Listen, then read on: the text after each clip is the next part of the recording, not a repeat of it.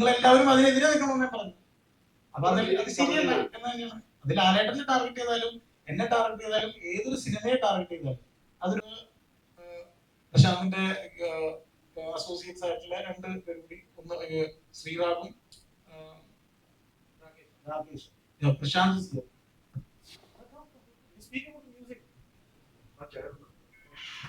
Prashant is here. No, he just came for the film release. Yeah, so I try to speak as much as in Malayalam. Film actually discussions were, was a very, very long process, almost a year and a half back. Film start either and start to finish is 1 year, but actually filming the entire discussions for music and whatnot started almost 1.5 years back. The amount of detailing that Lijo has for the sound of the cinema, the music of the cinema, is what makes working with Lijo fun. About the score and the design, sound and the design, the way it is treated, the way the space has been given for all these characters, for the setting, for the background elements. Even you have seen some shots where just moon is there on the screen for quite some time. And the reason for all that, where it didn't have music or where it has music, is that he is trying to set the tone of the film without, someone asked spoon feeding into it. So the idea being that you have to enjoy the cinema as a completely unbiased, fresh audience or a fresh mind.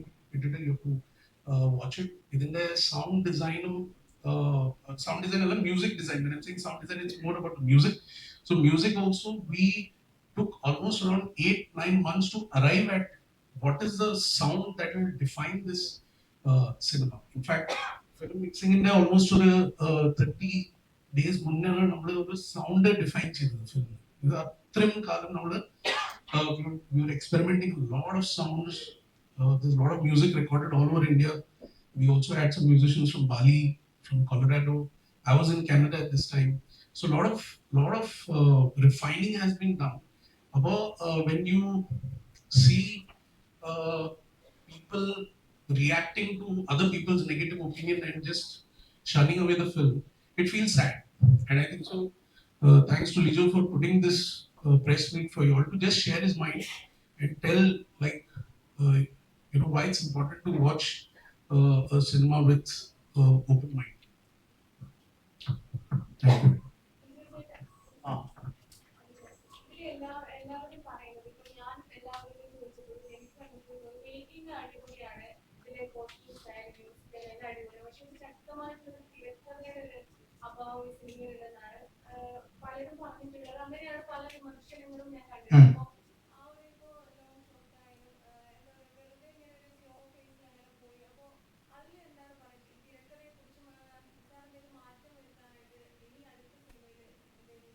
ഇല്ല,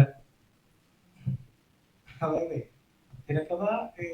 തിരക്കഥയുടെ രൂപം, ഇപ്പോൾ ഉള്ള രൂപം നമ്മള് വളരെ കാലം ഇരുന്ന് രൂപപ്പെടുത്തിയത് തന്നെയാണ്. തിരക്കഥയുടെ രൂപം ഞാൻ നേരത്തെ പറഞ്ഞു. നമ്മള് സഞ്ചരിക്കുന്ന ഒരു ജിപ്സി സംഘം, ജിപ്സി യോദ്ധാവിന്റെ വഴിയിലേക്ക് നമ്മൾ കയറുകയാണ് audience. That is how it starts. അതായത് അയാള് ഒരുപാട് കാലമായിട്ട് ഒരു യോദ്ധാവായിട്ട് സഞ്ചരിച്ച് ഒരു അടിവാരത്തൂർ എന്നുള്ള സ്ഥലത്ത് വെച്ചാണ് നമ്മൾ അയാളെ കാണുന്നത്, ഓഡിയൻസ്. അവിടെ നിന്ന് അയാൾ പോകുന്ന ഓരോ ജേർണിയിലും ഓഡിയൻസ് കൂടെ ഉണ്ട്. അയാൾ കാണുന്ന ഓരോരുത്തരെയും നമ്മളപ്പോ പരിചയപ്പെടുന്നുണ്ട്. അതാണ് തിരക്കഥയുടെ രൂപം. പിന്നെ നമ്മള് ഇതിനൊരു എപ്പിസോഡിക്കൽ നേച്ചർ ഉണ്ട് കഥ പറച്ചിലിൽ. അപ്പൊ അത് നമ്മൾ കണ്ടു പരിചയിച്ച തിരക്കഥയുടെ രൂപമല്ല എന്ന് എനിക്ക് തോന്നുന്നുണ്ട്. പക്ഷെ അതാവണമെന്ന് എന്തുകൊണ്ട് വാശി പിടിക്കും? അതൊരു പുതിയ അപ്രോച്ച് ആയിക്കൂടെ?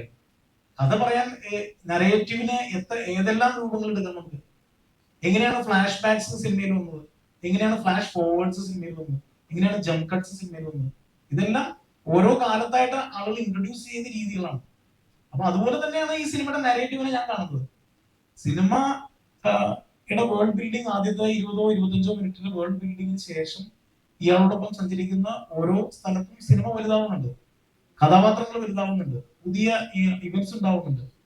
ഇതെല്ലാം കടന്ന് സിനിമയിലെ ഏറ്റവും വലിയ സീക്വൻസ് ആയിട്ടുള്ള മലൈക്കോട്ടെ വോർ സീക്വൻസ് കഴിഞ്ഞ് നിൽക്കുന്ന യോദ്ധാവിന് ഇനി എന്റെ മുമ്പിൽ എന്താണെന്നുള്ള ക്വസ്റ്റ്യനിലാണ് നിൽക്കുന്നത്. പക്ഷെ അതിന്റെ തുടർച്ച എന്ന് പറയുന്നത് മുന്നിൽ വന്നു നിൽക്കുന്ന പർവ്വതം പോലുള്ള ഒരു മല്ലനല്ല ഇയാൾക്ക് ബീറ്റ് ചെയ്യാനുള്ളത്. അത് സ്വന്തം മനസ്സിനെ തന്നെയാണ്. ഇതാണ് നമ്മുടെ കഥയുടെ തിരക്കഥയുടെ രൂപം.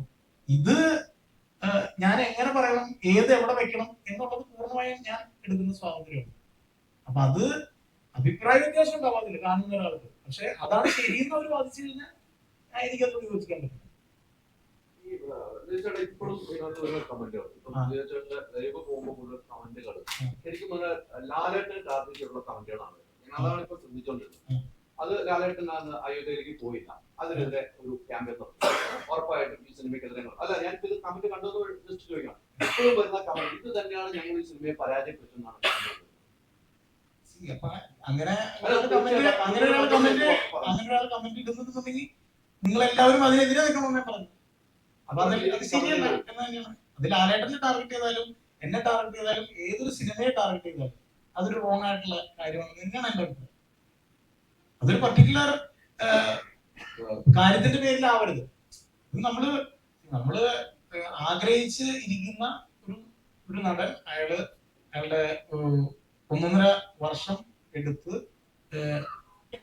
ഫിസിക്കലി മെന്റലി എടുത്തിട്ടുള്ള എഫേർട്ടിന്റെ റിസൾട്ടാണ് നമ്മുടെ മുന്നിൽ. അപ്പൊ അത് ഇതുപോലൊരു സിനിമ പെട്ടെന്ന് ഉണ്ടാവുന്നതല്ല. അപ്പൊ അത് കാണാതെ പോരുന്ന ആൾക്കാര് അപ്പോ ഇത്തരത്തിലുള്ള വളരെ സില്ലി ആയിട്ടുള്ള കമന്റ്സും കാര്യങ്ങളും നമ്മൾ ശ്രദ്ധിക്കുക പോലും ചെയ്യാതിരിക്കുക മാത്രമാണ് പറയാനുള്ളത്.